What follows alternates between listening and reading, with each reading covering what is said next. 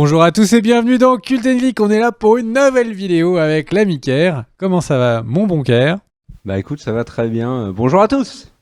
Il est allé à la chasse aux informations. Et pourquoi je parle d'informations? C'est parce que c'est évidemment la vidéo news. Mon cher Ker, qu'est-ce que tu es allé trouver dans ces différents terriers autour de chez toi? Ouais, je vais commencer par un point pognon. Ça fait longtemps que j'avais pas fait de point pognon. Vous allez me dire, il n'y a pas de film en salle. Comment est-ce que tu peux faire un point pognon? Bah j'ai réussi. Parce qu'en fait, la presse américaine, ne pouvant plus faire de point pognon, a décidé de creuser un petit peu pour voir ce qui marchait dans les drive-in. Vous savez, hein, le fait de prendre sa voiture et de se garer devant un écran pour regarder un film dans sa voiture. Ce que je rêverais de faire d'ailleurs. Et figure-toi que je vais te dire les plus gros succès des 2 dernières semaines. Il y a 2 semaines, tu vas voir, c'est des films très récents. Le film qui était numéro 1, c'était Jurassic Park. Et oui, le film de Steven Spielberg, sorti en 93, et qui devançait celui qui, à mon avis, est le plus gros succès historique des drive-in, qui est Les Dents de la Mer. Les Dents de la Mer était deuxième, Immortel, autre film de Steven Spielberg. Et puis alors pour des raisons que j'ignore, les films de la semaine dernière dans les drive-in étaient des films Disney surtout. Et le premier c'est Zootopie, donc le film d'animation qui a cartonné. Et le deuxième c'est Avengers, premier du nom. Donc voilà, mais alors ces chiffres du drive-in ne sont pas pris en compte par les sites références de box-office qui eux continuent, malgré la fermeture des salles, de continuer à donner des chiffres de sorties hebdo. C'est là où on va voir, je vais vous donner 2 chiffres et vous allez voir à quel point la violence de la crise du Covid pour Hollywood. Ça se passe en fait le mardi, c'était pas le mardi, c'est en mars, le 6, la semaine du 6 au 12, le film qui était en tête du box-office américain, donc là c'est uniquement sur le sol américain, hein, c'était en avant le Pixar, et le box-office américain cette semaine-là avait fait 119 millions de dollars de recettes. 2 semaines après, donc la semaine du 20 au 26, alors il y a eu une petite semaine de transition où ça a été divisé par 2, mais la semaine du 20 au 26 mars, le premier s'appelle Phoenix, Oregon. C'était une ressortie.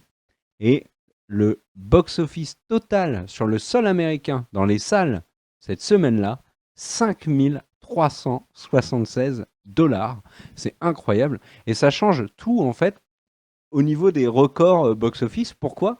Parce qu'en fait, comme il n'y a quasiment aucun film qui sort en salle et qu'il y a très très peu de salles ouvertes aux États-Unis, il y a un film qui s'appelle The Wretched, je ne sais pas le dire du tout, qui est un film que je ne connais pas du tout, qui est resté en tête pendant 6 semaines de suite aux États-Unis. Et figurez-vous que il est pas loin des plus gros succès en termes de nombre de semaines en tête du box-office. Alors il gagnait très très peu de dollars, mais il est quand même resté 6 semaines en tête. Pour titre de comparaison, l'année dernière, là où on a eu plein de films milliardaires, Avengers, Star Wars, La Reine des Neiges et compagnie, le film qui était resté le plus longtemps en salle, premier du box-office, c'était Split de M. Night Shyamalan. Pourquoi ? Parce qu'en fait, il n'avait aucune concurrence. En début d'année, il était sorti en janvier, et il avait fait 4 semaines en tête. Donc là, The Wretched, je massacre ce nom, est en tête 6 fois de suite. Voilà, c'était le point pognon, ma foi, fort intéressant.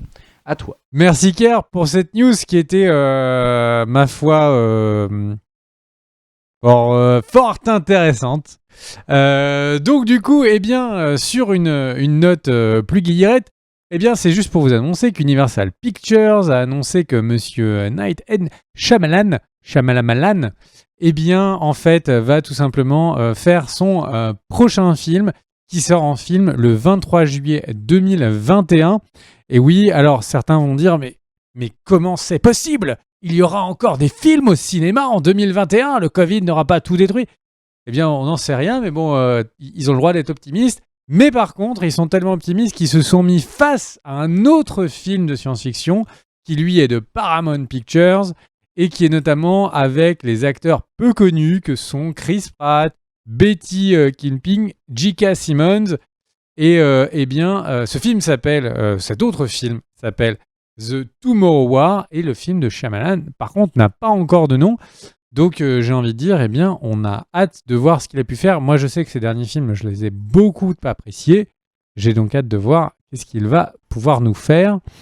À toi, mon cher Kerr. Alors moi, je vais vous parler de choses beaucoup moins joyeuses puisque nous avons appris le décès d'Ennio Morricone, le célèbre, légendaire compositeur de musique de film, à l'âge de 91 ans. Il s'est fait connaître notamment pour des westerns comme Pour une poignée de dollars, Le Bon, la Brute et Le Truand, Il était une fois dans l'Ouest. Des films qu'il avait fait avec notamment son ami et camarade de classe d'ailleurs, Sergio Leone. Il a travaillé sur plus de 500 productions au cours de sa carrière. D'ailleurs, il est détesté qu'on réduise son œuvre au simple western et notamment les westerns spaghetti. Il a travaillé avec Dario Argento, il a travaillé avec Brian De Palma, Terrence Malick et il avait travaillé récemment avec Quentin Tarantino, ce qui lui avait valu à 87 ans son premier Oscar, imaginez un peu.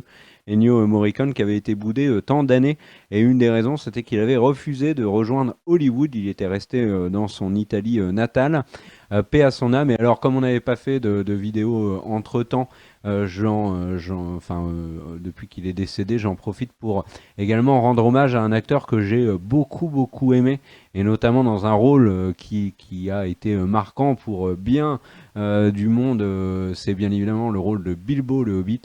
C'est Ian Holm qui jouait donc dans la trilogie initiale de Peter Jackson, qui a joué également bien sûr dans Alien, dans Le Cinquième Élément et dans plein d'autres films. C'était un excellent acteur et il est malheureusement décédé. Voilà, et puis puisqu'on est dans les décès, ça c'était pendant le confinement.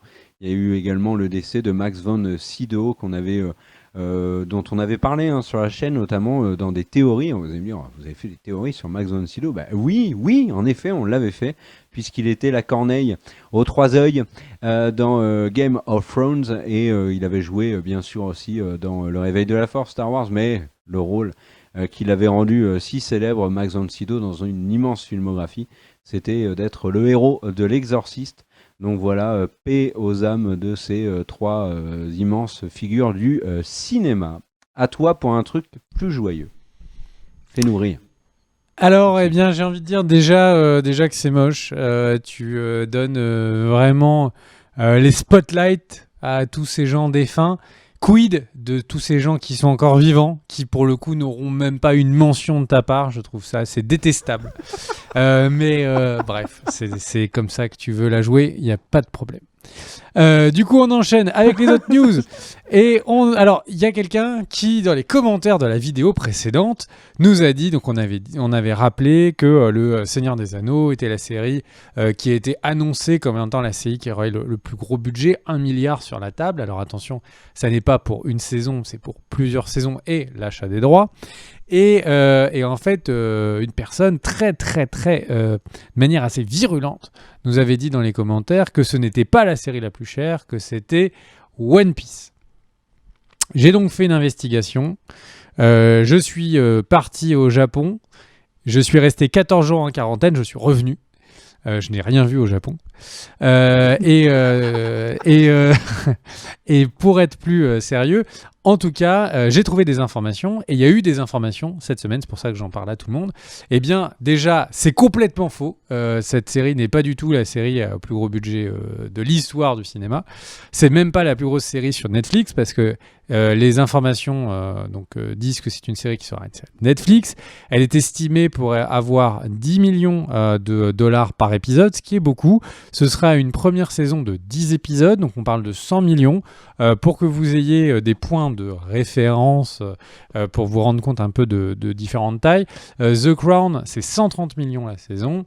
Et The Get Down, en it, comme certains disent, Get Down, c'est 120 millions de dollars par saison, pardon. Donc c'est pas une série chère, c'est une série très chère par rapport à PJ, Brigade du Tigre, des choses comme ça, mais par rapport à Netflix... Moi, je regardais PJ. Ouais. Par rapport à... Tu as tellement de temps. Et le truc, c'est que donc du coup... je regardais quand j'étais gamin, ça passait le vendredi sur France 2. Et bref, et donc du coup, tout ça pour vous dire que donc, c'est une série sur Netflix, 100 millions de budget, 10 épisodes, elle n'a pas encore de date. Il y a des informations qui sont tombées il y a quelques jours. Notamment, c'était le créateur. Alors moi, je suis pas du tout fan de One Piece. Il faut pas m'en vouloir. Oui, j'ai regardé 10 épisodes. J'ai pas réussi à rentrer dedans, mais je comprends que ça peut être bien. Et en fait, ce que je voulais vous dire, c'est que donc le créateur, qui est Eiichiro Oda, je suis vraiment désolé si j'ai éclaté son nom, eh bien en fait a encore confirmé que la série était bien sur Netflix donc ce mois-ci et son développement avançait bien. Voilà. Pour cette petite série des fagots, moi je suis très inquiet parce que Netflix et adaptation d'anime pour l'instant ça n'a pas été magnifique et magique, mais j'ai envie de dire pourquoi pas. Ker, tu voulais toi nous parler d'une série qui a une saison 2. Oui, et juste One Piece, il faut quand même me dire que c'est un énorme succès, alors que moi au début je mettais pas une pièce dessus. Voilà, donc ça c'est fait. Alors la série qui a une saison 2, c'est The Boys, et la série d'Amazon dont on avait parlé sur la chaîne. D'ailleurs, il y a une fantastique vidéo que nous avons produite avec des moyens hollywoodiens qui dispo sur la chaîne pour parler de cette saison 1. Et ben The Boys revient pour une saison 2. Alors ils ont préféré le faire dans l'ordre, faire la saison 2 avant la saison 3, et elle commencera le 4 septembre sur Amazon Prime. Mais il y a une petite surprise, une surprisette. C'est que The Boys, ça sera les 3 premiers épisodes mis en ligne le 4 septembre, et ensuite ça sera un épisode par semaine. On avait fait une vidéo sur la fin du Big Watching pour l'interrogation. Vous savez, ce format de on balance toute la saison d'un coup, et puis vous le mangez en 3 jours, et le 4e jour, vous avez oublié que vous l'avez regardé. Et ben tout ça, nous on disait à l'époque qu'on pensait que c'était bien parti pour être terminé à peu près partout. Il y avait une interrogation, c'était Amazon. Amazon, on savait, c'était des bruits de couloir. Notamment, on avait eu 2-3 appels avec Peter Jackson et Smeagol qui nous avaient dit que logiquement la série devrait être diffusée un épisode par semaine. Et ben Amazon n'a pas attendu Le Seigneur des Anneaux pour adopter le format qu'a déjà adopté Apple TV+, HBO Max ou Disney+. Et ils vont donc le faire avec The Boys saison 2. Alors j'ai envie de dire c'est cool parce que du coup ça nous permettra de théoriser sur la série, d'en parler, de se poser tranquillement sur ce qu'on a vu, d'imaginer la suite. Donc voilà. Et il y a eu également 2 petits extraits qui ont été diffusés. Des extraits qui envoient sévère. Il y en a un qui présente le personnage de Storm Front, donc le front électrique en français, qui est joué par Aya Cash, qu'on a vu, qui était l'héroïne de la série You Are the Worst, qui a été arrêtée, mais qui est une actrice que l'on connaît bien. Autre personnage que l'on voit dans une scène violente et extrêmement bien foutue, c'est Black Noir, qui est décidément très puissant. Et sachez également que le personnage de Mr. Edgard, incarné par Giancarlo Esposito, l'acteur de Gus Fringe, que l'on voit dans Better Call Saul ou dans Breaking Bad, et que l'on voit aussi dans Mandalorian, voilà, et qu'on verra dans la saison 2 de Mandalorian, sera beaucoup plus présent dans The Boys saison 2. Il commence à avoir une sacrée filmo, le Giancarlo, à la télé. Voilà pour The Boys saison 2. Moi, j'ai hyper hâte de la voir. Je sais que toi aussi. Et du coup, je te laisse, comme on est tous les deux hyper envie de la voir, cette série, je te laisse la possibilité de faire une news supplémentaire. Merci. Et donc du coup, moi j'ai juste rajouté un petit élément sur The Boys. Pour ceux qui ont envie de regarder quelque chose entre maintenant et la saison 2, en plus de ce que vient de décrire Ker, il y a le making of / un peu bêtisier de la saison 1 qui est sorti, que je vous invite à aller regarder, qui est disponible sur internet, de manière légale. Du coup, moi je vais juste vous faire une petite news pour vous dire qu'en fin d'année, donc on n'a pas de date, sortira un film potentiellement qui sortira dans certaines salles. Et quel est ce film ? Eh bien, c'est le film qui sera le résumé des 3 premières saisons de l'Attaque des Titans. Mais vous allez me dire, mais 3 saisons, ça fait beaucoup en un film. Oui, c'est vrai. Mais visiblement, Funimation c'est chargé de le produire et pense que ce sera un bel outil de promotion de la 4e et dernière série, on rappelle, de l'Attaque des Titans, pas de date, parce que pas de date sur la saison 4. J'ai un peu vérifié partout. En tout cas, au moment où on enregistre, il n'y a pas de date. Donc voilà, pour ceux qui ont envie, à mon avis, plus de se rappeler ces 3 premières saisons, je conseille de regarder. Sinon, regardez la série. C'est une série pour moi chef-d'œuvre, donc qui est évidemment à regarder. Petite news secondaire, je fais un 180 degrés. Je suis au Japon et je reviens en France. En fait, c'est pour vous dire que alors c'est une news qui n'est pas sponsorisée, c'est juste une news dont je voulais vous parler vite fait. C'est juste pour vous dire que sur OCS, à partir du 6 juillet, donc qui est le jour d'enregistrement de cette vidéo, il y a l'intégrale de Jacques Audiard qui est disponible avec de très très bons films. Alors il y a les Frères Sister pour les trucs les plus récents, mais il y a notamment De battre mon cœur s'est arrêté, qui est un film de 2005 avec avec un excellent casting, un film que je vous recommande. Je vous en raconte le moins possible. Après, si c'est pas sur OCS, c'est que c'est sur d'autres plateformes ou sur d'autres trucs, ou que vous avez le DVD, regardez-le. De battre mon cœur s'est arrêté, c'est un excellent film. Et là, comme tous les autres Audiard, ils sont arrivés sur OCS. Voilà mon cher Kerr, c'est à ton tour. Il y a également de Rouille et d'os avec Marion Cotillard. C'est l'intégrale de Jacques Audiard. Pas à dire le nom. Okay. Donc ils y sont tous. Ouais. Et c'est pas mal. Moi, je vais vous parler de 2 news qui concernent des jeux vidéo. La première news, c'est qu'il va y avoir une série sur un jeu vidéo qui s'appelle Fallout. Alors, je crois qu'on dit Fallout. Qui est donc une série grosse ambition de Amazon, qui sera produite par Jonathan Nolan et Lisa Joy, qui sont les créateurs de Westworld. Alors attention, ils ne vont pas être les showrunners de Fallout, puisqu'ils vont la produire via leur société qui s'appelle Kilter Films. La série Fallout n'est pas prévue pour maintenant tout de suite. D'abord parce que il faut la tourner, déjà, mais surtout parce que Nolan et Joy sont particulièrement occupés. Ils ont 2 projets majeurs qui les occupent quotidiennement, du matin au soir, en passant par la nuit très probablement. C'est la suite de Westworld. Alors Westworld a été prolongé pour une saison 4. On peut imaginer qu'il y aura une saison 5.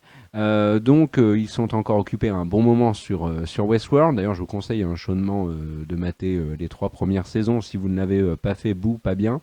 Et ils ont un autre projet déjà avec Amazon, qui est une série qui s'appelle The Peripheral, qui est adaptée du roman de William Gibson, ou Gibson si vous voulez le dire plus correctement.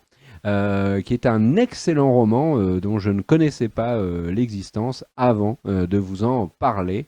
Voilà. Et l'autre news qui concerne les jeux vidéo, c'est qu'il y a un petit jeu là qui se profile, qui va sortir dans quelques semaines, qui est fait par CD Projekt, qui est un studio indé qui avait fait The Witcher, et qui s'appelle Cyberpunk 2077.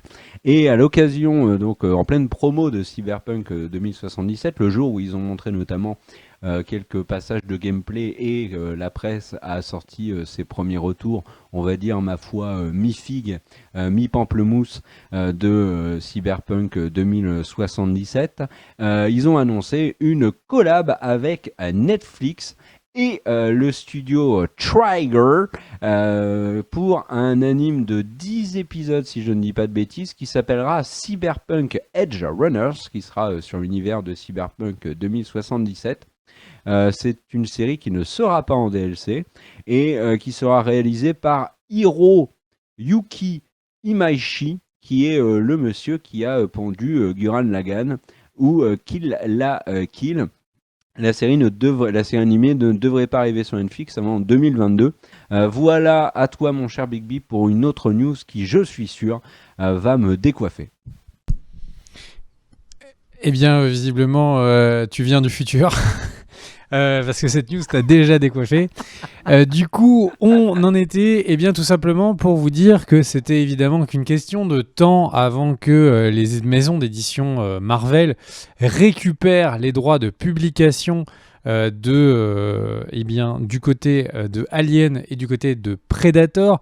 Les deux en fait avaient des comics, pour ceux qui ne sont pas au courant, des séries de comics qui duraient depuis plus de 30 ans pour pour certaines.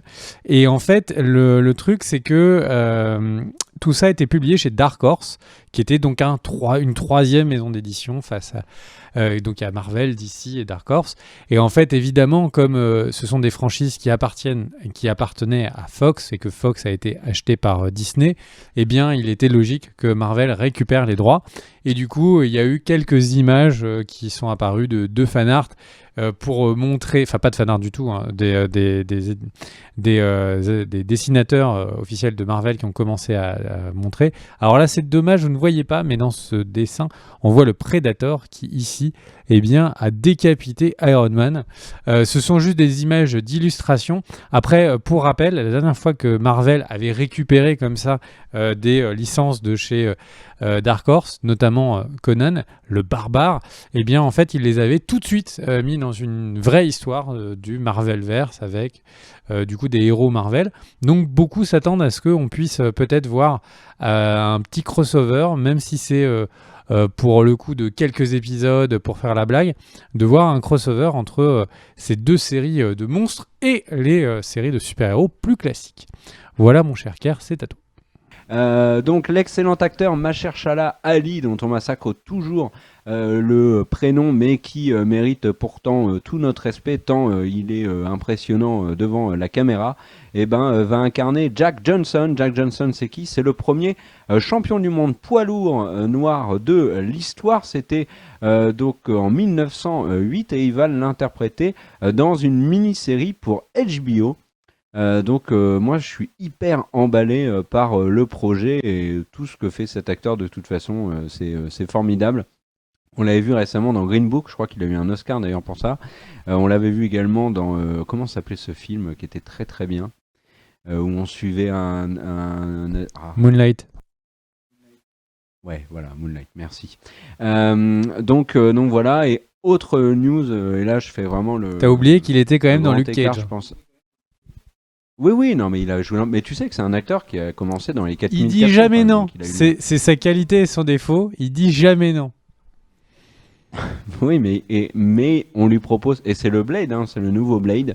Donc, il a failli jouer également dans Batman, et finalement c'est Jeffrey Wright qui a été choisi. Jeffrey Wright qui est Bernard dans Westworld. Alors je passe vraiment à autre chose, puisque Margot Robbie a été choisie pour être le rôle principal d'un film pirate des Caraïbes qui sera écrit par Christina Hodson, qui est une scénariste très convoitée à Hollywood, avec qui Margot Robbie s'est notamment associée pour créer, alors, je sais pas si c'est une boîte de prod, mais en tout cas c'est, on va dire, c'est une association pour essayer de promouvoir les scénaristes femmes à Hollywood, parce qu'il y en a très peu. Et en fait, Christina Hodson va écrire le scénario de ce spin-off Pirates des Caraïbes. Margot Robbie sera devant la caméra. Et il faut savoir que c'est un vrai spin-off. Pourquoi? Parce qu'il y a un autre projet Pirates des Caraïbes qui est en route, qui est un espèce de faux reboot qui sera également avec un personnage féminin en lead, sans donc Johnny Depp, et qui sera écrit par Craig Mazin, qui est le monsieur derrière Tchernobyl et qui est le monsieur qui travaille actuellement sur la série The Last of Us. Du coup, je voulais dire que John Wick, donc le créateur de John Wick, c'est pas John Wick en lui-même, le créateur de John Wick, en fait, a récupéré la création d'une série qui est adaptée d'un jeu vidéo indépendant que certains connaîtront peut-être. Moi, je ne le connaissais pas du tout, qui s'appelle My Friend Pedro. Mon pote Pedro. Et en fait, quelle est l'histoire de Pedro? J'ai mis une image en A12. Et oui, j'ai coulé ton porte-avions. Et en fait, quelle est cette histoire de mon ami Pedro? En fait, il y a un héros qui n'a pas de nom et qui est envoyé pour aller défoncer plein de gens sur un chemin de colère et de vengeance par une banane qui s'appelle Pedro. Et là où c'est marrant, c'est que le créateur de John Wick disait qu'en fait, ce qui lui avait plu, c'était que le jeu vidéo était lui-même issu, ou en tout cas sentait vraiment beaucoup l'influence de John Wick. Donc voilà, pourquoi pas. Ce sera rated R, donc attendez-vous à beaucoup de violence, de sang et sans doute d'explosion de viscères. Et ça n'a pas encore de date, c'est en préparation. L'écriture en tout cas a bien avancé. C'est à toi mon cher Claire. Alors moi j'ai une dernière news pour vous parler donc d'un reboot de Twister. Alors c'est pas le jeu où on se met à quatre pattes pour toucher les ronds de couleur, hein, pas du tout. C'était un film qui était sorti au milieu des années 90 avec Helen Hunt et les regrettés Bill Paxton et Philip Seymour Hoffman, qui était un film catastrophe, hein, qui s'inscrivait dans cette mouvance assez populaire à ce moment-là avec Le Pic de Dante, où il y avait Linda Hamilton, Pierce Brosnan et un chien qui bien évidemment s'en sortait admirablement, et également le film Volcano avec Tommy Lee Jones. Et ben là, Twister, c'était un film catastrophe sur des tornades qui tournaient sur elles-mêmes et qui du coup faisaient des dégâts. Et c'était voilà, un film assez venteux. Et figurez-vous que personne n'a demandé de reboot de Twister. Et pourtant, Hollywood s'est dit, face à la demande inexistante, qu'il était plus que nécessaire d'y répondre. Et ils envisagent donc un reboot avec aux commandes Joseph Kosinski, qui est le réalisateur de Top Gun Maverick. Pas d'infos sur les potentiels acteurs de ce reboot. Voilà. Tu te rappelles de Twister ou pas, toi ? Je m'en souviens parce que ce film avait, avec le Pic de Dante, créé un flot d'articles, mais dans tous mes magazines de presse de cinéma, en fait, je n'arrêtais pas d'en voir en disant « À quand la fin de ces films catastrophes ? Le cinéma est pris d'assaut par les films catastrophes. Quand est-ce que nous verrons enfin un nouveau genre apparaître ?»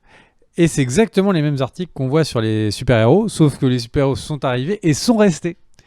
Et du coup, je pense que les cahiers du cinéma, peut-être, auraient préféré d'avoir que des films de catastrophes. En tout cas, moi, je suis très content que les films catastrophes aient évolué vers les films de super-héros.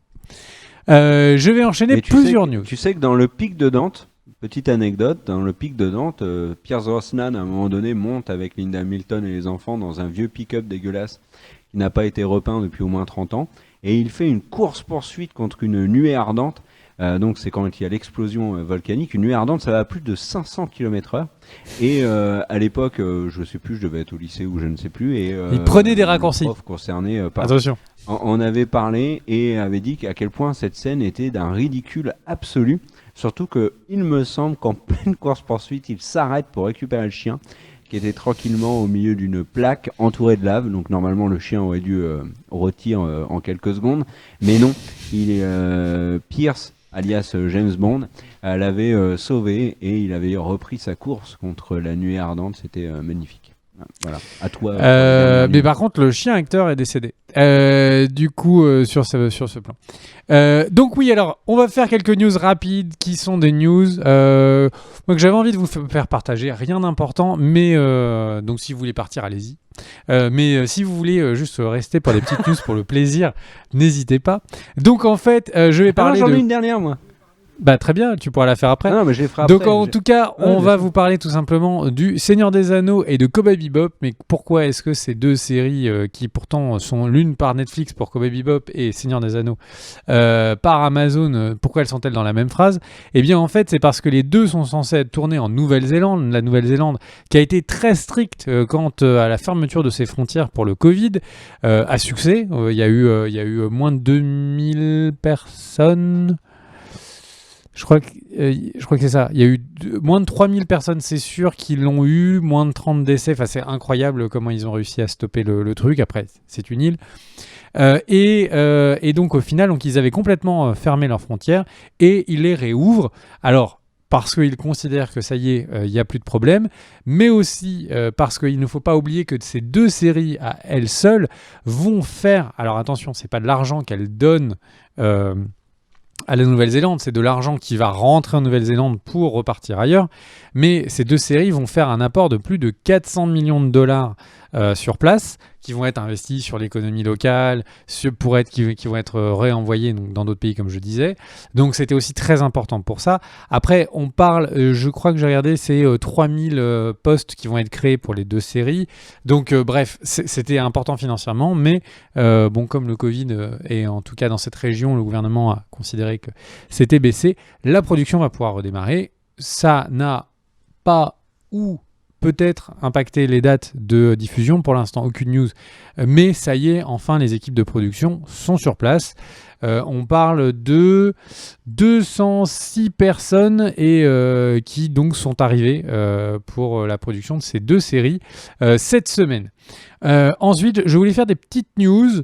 Voilà, parce que c'est un peu dans l'air du temps, je trouvais ça intéressant. Anthony Mackie qui a été interrogé sur les tournages. Alors, on est au moment où on parle, on est sur la fin, j'en sais rien, mais on est à plusieurs jours, plusieurs semaines déjà du mouvement Black Lives Matter. Et Anthony Mackie a été interrogé autour des informations et des news dont je parlerai tout à l'heure sur du coup la série Marvel autour du Faucon et du Soldat d'hiver. Et en fait, il expliquait que en gros, il avait vraiment vu que quasiment tous les premiers films de Marvel n'étaient composés avec des réalisateurs, des cascadeurs, des producteurs. Tout le monde était blanc et que par magie, quand ils ont tourné Black Panther, tous les acteurs, les réalisateurs, les costumiers, les coiffeurs, tout le monde était black et que du coup c'était vraiment dommage que la mixité ne soit pas d'avoir un peu des deux tout le temps et ce qu'il faut voir c'est que ces acteurs ont des contrats extrêmement durs et ils ne peuvent rien dire de mal contre du coup Disney et Marvel. Du coup, est-ce que c'est un geste de courage ou est-ce que c'est Marvel qui a décidé de faire un effort? Je n'en sais rien, mais déjà j'ai trouvé ça plutôt pas mal que ce soit mis sur la table, parce que ça ne l'était pas du tout avant. Il y a du coup dans ce courant des choses qui sont plus ou moins intéressantes qui sont en train de sortir, notamment, et ça va t'intéresser, la saison 8 de Brooklyn Nine-Nine, qui visiblement a été... Le showrunner, Gore, G-O-O-R, eh bien, a annoncé qu'il avait jeté à la poubelle le scénario des 4 premiers épisodes, qu'il allait entièrement le réécrire en prenant en considération le mouvement du Black Lives Matter et les violences policières. Évidemment, il va essayer de tourner ça pour en faire quelque chose d'un peu drôle, ça reste une comédie, mais il a décidé de ne surtout pas ne pas en parler.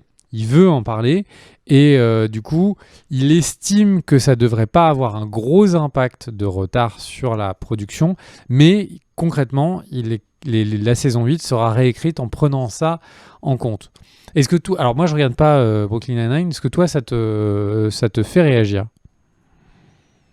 Alors, ce qu'il faut savoir sur Brooklyn Nine-Nine, c'est que, comme tu l'as dit, c'est une comédie et c'est une série qui fait énormément rire, mais qui parle énormément de sujets de société. Le casting, notamment de Brooklyn Nine-Nine, a réagi très très vite au mouvement aux États-Unis.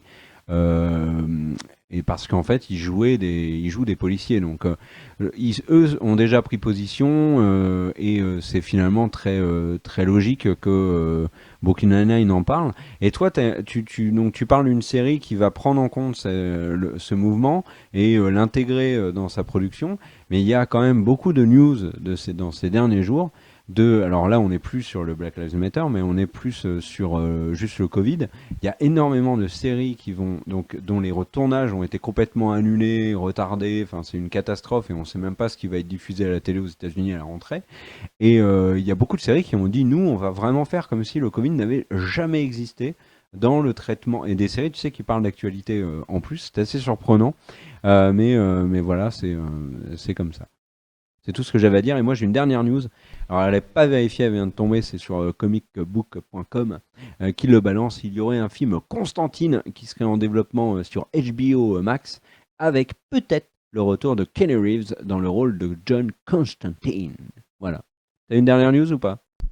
Ouais, j'en ai très rapidement des petites news. La première, c'est pour dire que la série WandaVision, eh bien, en ce moment, il y a c'est plus que des rumeurs parce que c'est le Hollywood Reporter.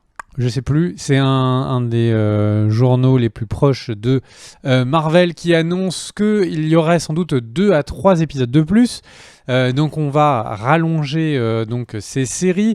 Il y a également Chiwetel Ejiofor, encore une personne à qui j'ai à mon avis malheureusement écorché le nom, qui était le copain de Doctor Strange, qui avait des pouvoirs, qui était un peu son mentor, vient à annoncer qu'il était bien présent dans Doctor Strange 2.